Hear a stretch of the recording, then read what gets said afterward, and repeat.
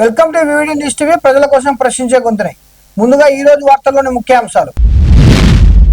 నంద్యాలలో ఇంటింటి voter survey, తప్పులేని జాబితా కోసం special drive, drunk and drive కు జైలు శిక్ష, ఆటో డ్రైవర్ కు 4 రోజుల రిమాండ్, రాజీవ్ గాంధీ అంతర్జాతీయ విమానాశ్రయంలో భారీ గంజాయి పట్టివేత, యాదాద్రికి రేపు సీఎం రేవంత్ 100 కోట్ల పనులకు శంకుస్థాపన, పిఠాపురంలో ఉపాధి పనులపై రాజకీయ దుమారం, రేణుగుంట సబ్స్టేషన్లో ఫైర్, తిరుపతికి విద్యుత్ అంతరాయం, భారతీయ రక్షణ శాఖ ఆధ్వర్యంలో వాయుయాస్త్ర ప్రయోగం విజయవంతం, కడప టీడీపీ కార్యకర్తల భేటీలో జగన్పై మంత్రి నారా లోకేష్ తీవ్ర విమర్శలు, రాజారెడ్డి హత్యపై జగన్ చేసిన వ్యాఖ్యలకు ఏపీ మంత్రి అచ్చెన్నాయుడు కౌంటర్, జనగామ జిల్లాలో భారీ అగ్ని ప్రమాదం, 10 లక్షల రూపాయల ఆస్తి నష్టం, నంద్యాలలో జొన్న రైతుల ఆందోళన, మొత్తం పంట కొనాలంటూ డిమాండ్, నంద్యాల నియోజకవర్గంలో దోషరహిత ఓటర్ల జాబితా కోసం అధికారులు ఇంటింటి సర్వే చేపట్టారు. ఓటర్ల వివరాల క్రాస్ చెక్, కొత్త ఓటర్ల నమోదు, మరణించే వారి పేర్ల తొలగింపు, తప్పుల సవరణ చేపట్టనున్నట్లు ఈఆర్ఓ శివప్రసాద్ రెడ్డి తెలిపారు. ప్రజలు సరైన వివరాలు అందించాలని కోరారు. మనకి ఎమ్యూరేట్ ఫామ్ తీసుకొచ్చి మీ దగ్గర చెక్ చేస్తారు. ఎవరు డూప్లికేట్ ఉన్నారు, ఎవరు ఏమైనా డిఎస్సిలో కొత్త ఓటర్ లిస్ట్ ఎవరైనా ఉన్నారా, ఇవన్నీ ఎక్కియడం జరుగుతుంది. 2 ఫామ్స్ తీసుకొని వస్తారు. మీరందరూ దీనికి ఏంటంటే all political parties BL purification వల్లనే జరిగింది. మీరందరి సహకారం వల్ల చేస్తే మనం ప్యూరిఫికేషన్ చేస్తాం. మీ ఇంటి దగ్గరికి వచ్చినప్పుడు మేము చెక్ చేస్తాం. మా దగ్గరకు వస్తాను, మీకు కానీ ఇస్తారు. బిఎల్ఓ దగ్గర ఉంటారు, మీకు చెక్ చేసుకోవచ్చు. 2002, 2005 కంబైన్ ఉంటాయి. మీ దగ్గర ఆల్రెడీ ఇస్తాం. ఏమన్నా వీలైతే డెత్ సర్టిఫికేట్ లేదనుకో పంచనామా చేస్తాం. మీరు కానీ బిఎల్ఎస్ కానీ పంచనామాలో ఇన్వాల్వ్ కావచ్చు. అందరికీ మీరు సహకారం, పక్కింటి వీళ్ళందరూ సహకారం తీసుకుని డెత్ ఓటర్లు అంత ఈజీగా డిలీట్ చేయాలి. అంటే ఒకసారి డెత్ సర్టిఫికేట్ కానీ ఉందాం అందరి దగ్గర, పక్కన వాళ్ళని విచారించి తీసేస్తాం డెత్ ఓటర్. ఈ ఫామ్ ఇస్తాం. నోటి డిక్లరేషన్ ఫామ్ ఉంటుంది ఇక్కడ. దీంట్లో ఫామ్ 6లో కొత్త ఓటర్ ఎక్కేయడం కానీ, ఫామ్ 8లో ఏదైనా మోడిఫికేషన్ చేయడం ట్రైనింగ్ ఇస్తాము.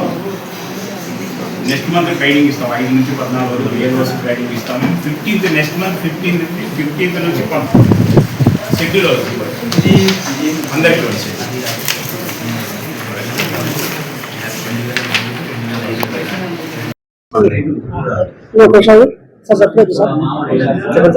ఎలక్షన్ కమిషన్ ఆదేశాల మేరకు, జిల్లా కలెక్టర్ ఆదేశాల మేరకు సర్రు మీద ఈరోజు పొలిటికల్ పార్టీ మీటింగ్ జరగడం జరిగింది. సర్రు యొక్క ముఖ్య ఉద్దేశం అంటే ఎలక్షన్ ఓటర్ లిస్టును పారదర్శకంగా, నిష్పక్షపాతంగా, ఫ్రీగా ఓటర్ డిఫెక్టివ్ ఫ్రీగా చేయడానికి పొలిటికల్ పార్టీ బిఎల్ఏఎస్ని నియమించి సహకరించకపోవడం జరిగింది. దీన్ని నంద్యాల అసెంబ్లీ కాన్స్టిట్యుయెన్సీలో ఉన్న ప్రజలందరూ వినియోగించుకొని బిఎల్ఓలకు సహకరించి మీరు కొత్త ఓటర్ లిస్ట్ ఇంక్లూడింగ్ కానీ, డెడ్ ఓటర్స్ కానీ ఇవన్నీ మా బిఎల్ఓలకు చెప్తే వాళ్ళు తీసేయడం కానీ, కొత్త ఓట్లు ఎక్కేయడం కానీ, ఏమన్నా డెమోగ్రఫీకి అంటే ఏజ్కి తప్పులు కానీ, పేరు తప్పులు పడినా కానీ అవన్నీ సరిచేయ జరుగుతుంది. ఏంటంటే ఈ సర్కి ఏంటంటే ప్రతి మామూలుగా ఎలక్షన్ సమ్మర్ రివిజన్లో ప్రతిసారి మీరు మా దగ్గరికి వచ్చి ఓటర్ లిస్ట్ ఎక్కించుకునే వాళ్ళు, మేము ఈసారి ప్రతి ఇంటికి తిరిగి మీ ఓటర్ లిస్టులో చెక్ చేయడం జరుగుతుంది, క్రాస్ చెక్ చేయడం జరుగుతుంది. ఏమైనా మిస్టేక్స్ ఉన్నాయా, కొత్త ఓటర్ ఎవరైనా ఇంక్లూడ్ కాలేదా అనేది మెయిన్ పాయింట్. దీనికి ప్రజలందరూ సహకరించాలని, పొలిటికల్ పార్టీ వాళ్ళని సహకరించాలని మనస్ఫూర్తిగా కోరుకుంటున్నాను. Thank you very much. మద్యం సేవించి ఆటో నడుపుతూ పట్టుబడిన ఆటో డ్రైవర్కు నంద్యాల 3వ అదనపు జిల్లా కోర్టు న్యాయమూర్తి 4 రోజుల జైలు శిక్ష విధించారు. డ్రంక్ అండ్ డ్రైవ్ పరీక్షలో అధిక శాతం నమోదు కావడంతో ఈ శిక్ష విధించినట్లు ట్రాఫిక్ సిఐ చాందబాష తెలిపారు. వాహనదారులు మద్యం సేవించి వాహనాలు నడపవద్దని పోలీసులు హెచ్చరించారు. తెలియజేయడమనగా ఈరోజు రాజశ్రీ సింగిల్గాస్ విజయ్ సార్ గారు డంకటేవులో జరిగిన ఆటో డ్రైవర్కి 4 రోజులు రిమాండ్ ఇవ్వడం జరిగింది. ఇతను 500 సెంటీమీటర్లు ఎక్కువ తాగాడు కాబట్టి మద్యపానం సేవించి, ఆల్కహాల్ సేవించి ఆటో నడుపుతున్న ఆటో డ్రైవర్లందరికీ హెచ్చరిక. దయచేసి ఆటో డ్రైవర్లు మద్యపానం తాగి ఎక్కువ మోతాదు చూపించిన దానికి జడ్జి సార్ గారు 4 రోజులు రిమాండ్ ఇచ్చారు. అలాగే 2 వీలర్ రైడర్స్ కానీ ఏ వెహికల్ నడిపే వ్యక్తి డ్రంక్ చేసి ఎక్కువ మొత్తాలు మటుకు పర్సెంటేజ్ చూపిస్తే మటుకు కోర్టు ఖచ్చితంగా డిమాండ్ ఇస్తున్నారు. కాబట్టి దయచేసి వాహనదారులు మద్యం తాగి వాహనం నడపొద్దండి, రిమాండ్కు గురి కావద్దండి. ఎందుకంటే మీ ఫ్యామిలీ మెంబర్స్, మీ బంధువులు మీరు మంచి వ్యక్తి అని చెప్పి చూసుకుంటుంటారు. మద్యం తాగిన తర్వాత మా పోలీసు వారు జరిగితే మటుకు మేము కఠినంగా వేధించవలసి వస్తుంది. దయచేసి మేము పెండింగ్ పోలీసులు చెప్తున్నాము, మద్యపానము ఆల్కహాల్ సేవించి బండి నడపొద్దండి. మా పోలీసు వారికి దొరికి మీరు రిమాండ్ పోయి మళ్ళీ మా పోలీసు వారి మీద మీరు బాధపడద్దండి. మా చట్ట ప్రకారము మేము డ్యూటీ చేస్తున్నాము. మా చట్ట ప్రకారం మేము చేసే డ్యూటీకి ఆటంకం కలిగించద్దండి. మీరు మనస్ఫూర్తిగా ఆలోచించండి ఈ విషయాన్ని. కాబట్టి ఇంకోసారి చెప్తున్నాను, ఆల్కహాల్ సేవించి మద్యపానం సేవించి వాహనం నడపొద్దండి. మా పోలీసు వాళ్ళకి దొరికిన తర్వాత శిక్షలు కోర్టులో కఠినంగా ఉన్నాయి. జై హింద్. హైదరాబాద్ రాజీవ్ గాంధీ అంతర్జాతీయ విమానాశ్రయంలో హైడ్రోపోనిక్ గంజాయి అక్రమ రవాణాను కస్టమ్ అధికారులు భగ్నం చేశారు. బ్యాంకాక్ నుంచి వచ్చిన ప్రయాణికుడి చెక్-ఇన్ బ్యాగ్లో దుస్తుల మధ్య దాచిన 10.50 కిలోల గంజాయి స్వాధీనం చేసుకున్నారు. దీని విలువ సుమారు 3.52 కోట్లుగా అంచనా. ఎన్డీపీఎస్ చట్టం కింద కేసు నమోదు చేసి నిందితుడిని అరెస్ట్ చేశారు.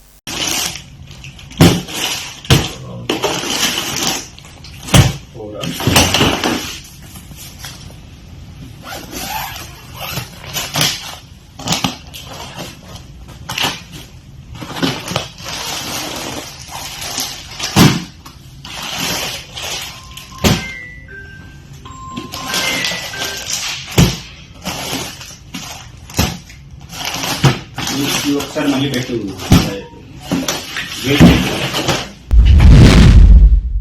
తెలంగాణ సీఎం రేవంత్ రెడ్డి రేపు యాదాద్రి లక్ష్మీ నరసింహస్వామి ఆలయాన్ని సందర్శించనున్నారు. ఈ సందర్భంగా ఆలయ పరిసరాల్లో చేపట్టనున్న 100 కోట్ల అభివృద్ధి పనులకు శంకుస్థాపన చేయనున్నారు. కార్యక్రమంలో పాల్గొనేందుకు కంచి కామకోటి పీఠాధిపతి శ్రీ శంకర విజయేంద్ర సరస్వతి స్వామి ఈ రోజే యాదాద్రికి విచ్చేశారు.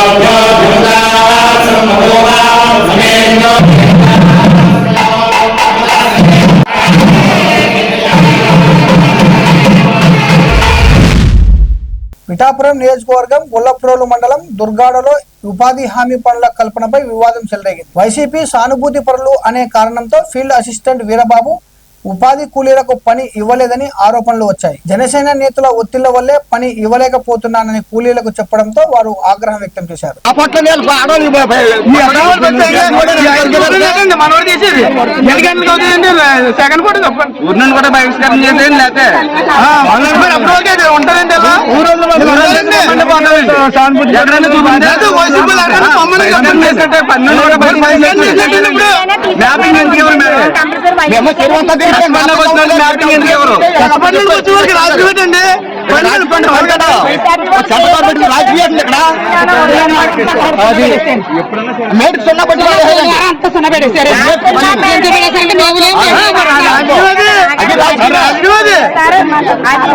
అదే మేడం అదండి నాకు లాగిన ఇవ్వాలండి మేట్లు మళ్ళీ మా రాజకీయం పరంగా మేము హ్యాపీగా ఇవ్వకుండా వదిలేస్తారండి పని జనాలు అనుకుంటున్నారండి. నమస్తే అండి. కలపరోలు మండలం దుర్గా గ్రామం అది. మేము ఉదయాన్నే 5:30కే పనికి వచ్చామండి. ఇక్కడికి వచ్చి 6 గంటలకల్లా మేము పని చేయాలని మేము కిందకి వెళ్ళామండి. ఫోటోల కోసం పైకి వచ్చాము. మీకు పని లేదమ్మా, మీ మేట్లు తీసేసారు, మీరు వైఎస్ఆర్ పార్టీ అని మాకు చెప్పారండి. మా పేర్లే లేవని మీ సెల్లలో మీ యాప్ ఓపెన్ అవ్వలేదని చెప్పారు సార్. మేము చాలా బాధతో ఉన్నామండి. మరి అందరూ పని చేస్తున్నారు సార్, మేమే 4 గ్రూపులు చేస్తలేదండి. మాకు పని కల్పించాలి. మరి అందరితో మీరు మరి ఏదన్నా అంటే పార్టీ ఫీలింగ్ అంటున్నారు సార్. పార్టీ ఫీలింగ్ ఆ పార్టీ ఈ పార్టీ అని మాకేమీ లేదు సార్. మరి ఎన్ని నిమిషాలైతే మా పని మరి ఎలా తీసేస్తారో, మమ్మల్ని ఎలా ఎందుకైతే నిర్ధానంగా నిలబెట్టారో మాకైతే తెలుస్తారు. మేము నిత్యం కష్టపడి వాళ్ళు, మరి మాకు పని కావాలి సార్. మీరు ఏది చేసినా ఏదేమైపోయినా మాకు పని కల్పించండి. మాకు మట్టుకు పని కావాలి సార్. మేము ఇక్కడే ఉన్నామండి, చెరుగొట్టుకున్నాం సార్. అందరూ పని చేస్తున్నారు సార్, మేమే ఉన్నామండి. ఇలాగా చూడండి, ప్రతి ఒక్కరు పని చేస్తున్నారండి. మాకే పని లేదు. మరి ఎందుకైతే మమ్మల్ని ఎలా నిలబెట్టారో మరి మీరే మమ్మల్ని అందరూ మా కోసం, మరి మా 4 బంటాల కోసం మీరు అది మరి తీసుకుని ఎస్సీ వెళ్ళండి. మేము గొల్లపురం మండలం దుర్గాడండి.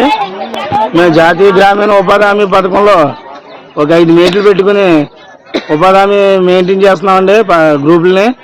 మేము వైఎస్ఆర్ అని చెప్పి ఒక 5 గ్రూపుల్లో మేట్లు డిలీట్ చేసేసి, మీరు పథకం పనిలో మీకు మేటు ఇవ్వను, మేము చేస్తున్న తప్ప ఫోటోలు మీకు తీయడానికి లేదని చెప్పి వైఎస్ఆర్ మీకు కావాలని మీ గ్రూప్లని మిమ్మల్ని డిలీట్ చేశారు అని చెప్పి అంటున్నారండి.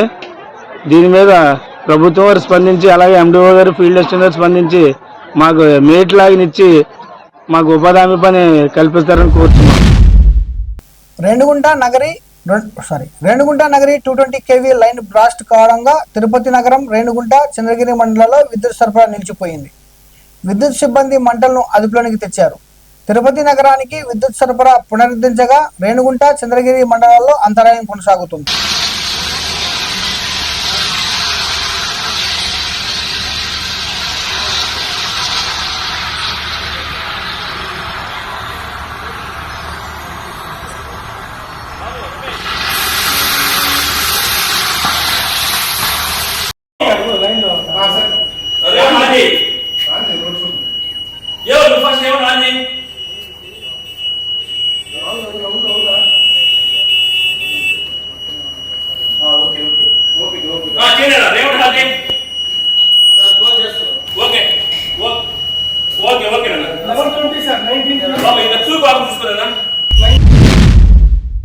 భారత రక్షణ రంగంలో స్వయం సమృద్ధి దిశగా ప్రైవేట్ సంస్థ నీబే లిమిటెడ్ కీలక అడుగు వేసింది.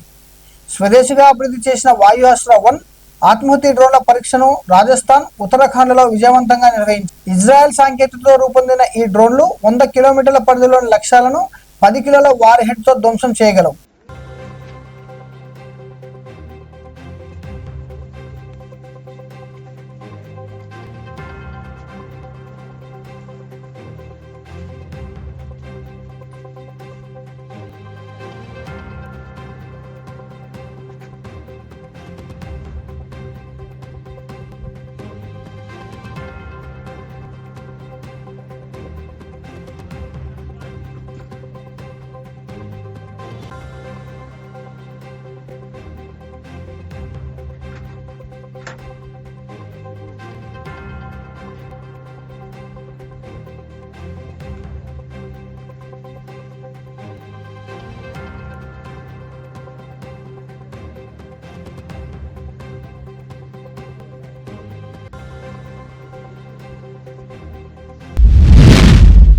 జగన్ పై మంత్రి నారా లోకేష్ తీవ్ర విమర్శలు చేశారు.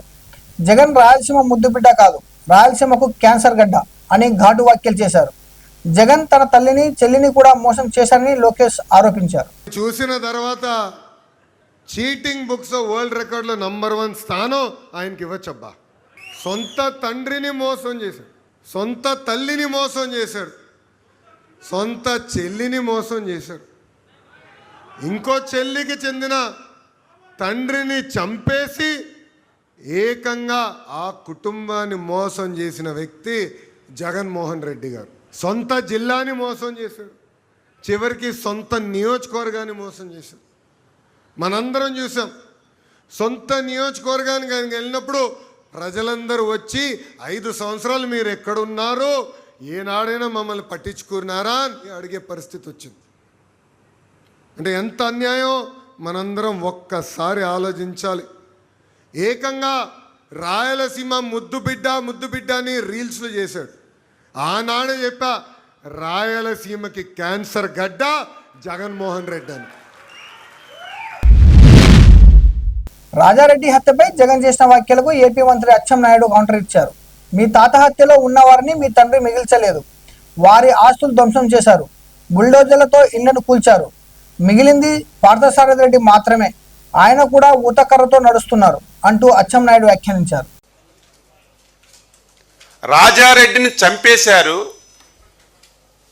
చంపిన వాళ్ళని నేను ఏమీ చేయలేదు, ఇదే బెస్ట్ ఎగ్జాంపుల్, నేను మంచివాడినని చెప్పానని మాట్లాడాడు. వెంటనే బాధితుడు పార్థసారథి రెడ్డి ఒక సమావేశం పెట్టాడు. జగన్మోహన్ రెడ్డి గారు, ఆ రోజు మీ తాత మీ తండ్రి గారు మీ తాత హత్యలో ఉన్నటువంటి వాళ్ళని ఎవరిని మిగల్చలేదు, అందరినీ వేసేశారు, ఆస్తులు ధ్వంసం చేశారు, బుల్డోజర్లు పెట్టి ఇళ్ళన్నీ కూడా కూల్చేశారు, మిగిలింది ఒక పార్థసారథి రెడ్డి, అది కూడా కర్ర పెట్టుకొని ఊత పెట్టుకొని నడుస్తున్నాడు. అది తెలిసి మాట్లాడావా తెలియక మాట్లాడావా నాకు అర్థం కాదు. మొత్తం ఆ రోజు జరిగిన పరిణామాల్లో ఇన్వాల్వ్ అయిన ప్రతి ఒక్కరిని ఆ రోజు నువ్వు హతమార్చిన విషయం ఈ సందర్భంగా గుర్తు చేస్తున్నాను. రెండవది, జనగామ జిల్లా చిల్పూరు మండలం నాస్కాల్ గ్రామంలో భారీ అగ్ని ప్రమాదం జరిగింది. ట్రాన్స్ఫార్మర్ నుంచి నిప్పురవ్వలు పడి పంట పొలాలకు మంటలు అంటుకున్నాయి. వడగాలుల తీవ్రతతో మంటలు వేగంగా వ్యాపించడంతో వ్యవసాయ మోటార్లు, పైపులు, స్టార్టర్లు, గడ్డివాములు పూర్తిగా దగ్ధమయ్యాయి. ఈ ఘటనలో సుమారు 10 లక్షల ఆస్తి నష్టం జరిగినట్టు అంచనా వేస్తున్నారు.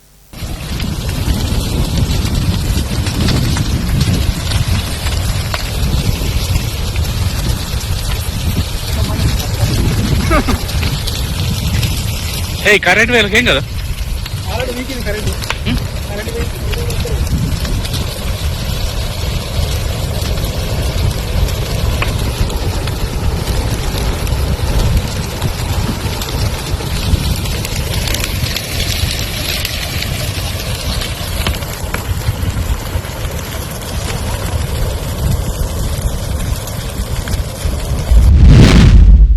నంద్యాల జిల్లాలో రైతులు పండించిన జొన్న ధాన్యాన్ని మొత్తం ప్రభుత్వం కొనుగోలు చేయాలని ఏపీ రైతు సంఘం జిల్లా ప్రధాన కార్యదర్శి రామచంద్రుడు డిమాండ్ చేశారు.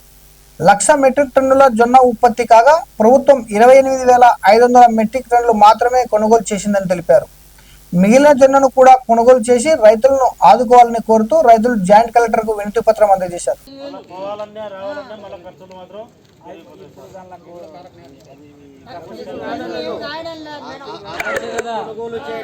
ఎంతసేపు పడుతుంది చెప్పు, దానికి ఖర్చు ఎవరు కట్టేయాలా, బాడీ ఎవరు కట్టేయాలా? ఇప్పుడు అదే అడిగింది నేను, సార్ మళ్ళీ ఎన్నికి పోవడం అంటే మాకు బాడీలు పడతాయి, మళ్ళీ నిజంగా మేము మీరు తీసుకోపోండి బాడీగా కట్టిస్తామంటే తీసుకుపోతాము. ఎందుకు మాది పెసరవాయి గ్రామము, నా పేరు కే రామపుల్లారెడ్డి. మా నాన్నకు ఇద్దరు కలిసి 10 ఎకరాలు జొన్న పంట వేసినాము. ఇంతవరకు నాది ఒక్క టిక్కీ కూడా బయటికి పోలే, ఉండేటివి ఇంట్లోనే ఉన్నాయి.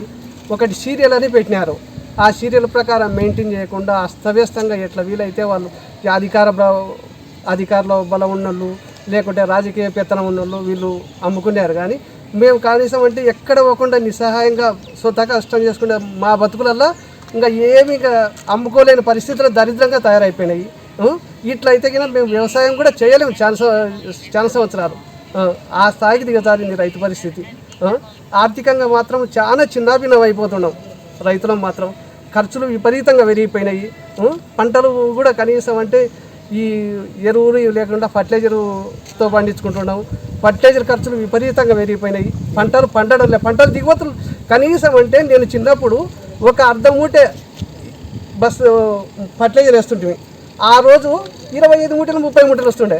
ఈ రోజు 10 మూటలు ఒక జొన్నలకే 10 మూటలు వేస్తుండము, 20-25 మూటలు రావడం కష్టమైపోయింది. పంట తగ్గుతుంది, పెట్టుబడి పెరుగుతుంది. దీన్ని గుర్తుంచుకొని ప్రభుత్వ అధికారులు కానీ ప్రజా అధికారులు కానీ మాకు ఏ విధమైన సహాయం చేస్తేనే మేము రైతులుగా ముందరికి పోతాం. కానీ లేకుంటే ఒక 10 సంవత్సరాల్లో మేము వ్యవసాయం చేయలేము, పంటలు పండియలేముగా. కొనుగోలు కనీసం మద్దతు ధర ఊకే మామూలుగా సచివాలయంలో మాత్రం బోర్డులు పెట్టినారు. ఏ పంట కొంటున్నారు, మరి ఏ పంట కొనలే. ఊరికి ఏమంటే అది తృప్తి కోసం వచ్చి బోర్డులను చూసుకొని 4,020 రూపాయలు మళ్ళీ పెంచినాడు జొన్నలకు. ఆ రేటు పెంచితే ఇంకా మొత్తం దేశం వల్ల ఒకటే పంట మీదే పడతారు. పడే తలకల్లా దాన్ని కొనరు, చేయరు. ఊరికే మద్దతు ధరలు ఊరికే పాంప్లెట్లో అయినా పెంచుకొని పోతే మేము వ్యవసాయం ధరలను చూసి చేయాలన్నా? ఏదో ఇన్నాళ్ళు అంటుంది ఉడుముకు తేనె చూపితే గోడకు పైకి పోతున్నదంట. అట్లా మాకు ఊరికే ఆశ చూపుతుండారు కానీ కొనెత్తలే లేరే. మా పరిస్థితి అంత అధ్వానంగా ఉంది. రైతును కనీసం ఆదుకోకపోతే ఇంకా రైతు అనేవాడే ఉండడు. కనీసం విష నిరాజ్యం వచ్చిందడు ప్రపంచం వల్ల. ఇప్పుడు పాలు అంటున్నారు, పాలు 40% 50% కలిసి అంటున్నారు. పాలు పెట్టుకుంటే కనీసం అంటే ఒక బర్రెని పెట్టుకుంటే రోజుకు 200 ఖర్చు వస్తే 200 కనీసం ఆ బర్రె నుంచి తీసుకోకపోతే వ్యవసాయం పాలది కూడా ఎట్లా తీసుకొచ్చారు? ఆ విధంగా తయారైంది వ్యవసాయం కూడా. మమ్మల్ని మా మీద దయ ఉంచి జొన్నలు కొనుగోలు చేయాలని ప్రభుత్వాన్ని ఆశిస్తున్నాం. ఎస్రాయి గ్రామం, మా ఊర్లో అత్యధికంగా జొన్న పంట వేసాము. పంట కూడా అలాగే ఎకరాకు 30 బస్తాలు పండింది. కానీ ఈరోజు కొనుగోలు అమ్మడానికి అని చెప్పేసి వచ్చాము. వచ్చేసరికి ఇక్కడ టార్గెట్ అయిపోయింది అని చెప్పారు. మేము గవర్నమెంట్ వారిని ప్రభుత్వాన్ని కోరడం ఏమంటే మాకు టార్గెట్ పెంచి మా పత్తి గింజ కొనాలని చెప్పి మేము ప్రభుత్వాన్ని కోరుతున్నాము. మరిన్ని అప్డేట్ కోసం చూస్తూనే ఉండండి వివిడి న్యూస్ టీవీ, ప్రజల కోసం ప్రశ్నించే గొంతునే.